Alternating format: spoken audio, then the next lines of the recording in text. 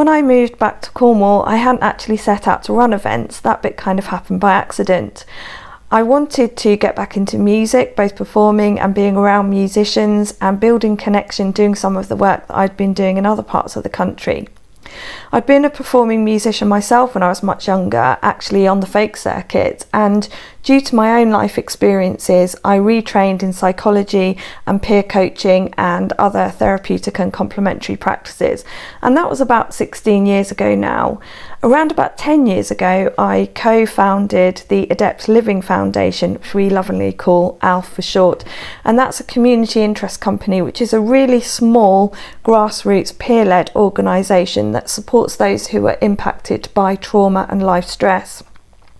The research really shows us that being part of a supportive community, feeling a sense of belonging, finding meaning, purpose in life, and being of service in our community, helping others, has both a preventative and a restorative positive impact on health and well-being, and I know that from my own experience. There was a time in my own life until about 2010 when I was seriously emotionally and mentally unwell myself.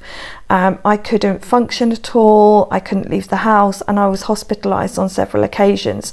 And it really was being part of a community supported by peers and getting back into music that turned my life around again. And I hardly recognised myself as that person who was holding and carrying so much fear and pain and sadness. So Launceston Folk Club was really born out of the desire to merge peer support and music together and to bring people together and to do our best to uplift the community and the individuals within it. And I don't make any claims to be the only person doing this sort of things, but that's the way that I want to contribute. So over time, things have grown quite considerably and organically, and we now have the concerts, we have folk night, we have songwriters open mic, we have the radio station, and we also do tours for musicians travelling to in and around Cornwall and Devon. But the kind of roots, the heart and soul of everything that we do really hasn't changed. Music, community, bringing people together in that peer supportive environment for well-being is really what drives and motivates me to do this work.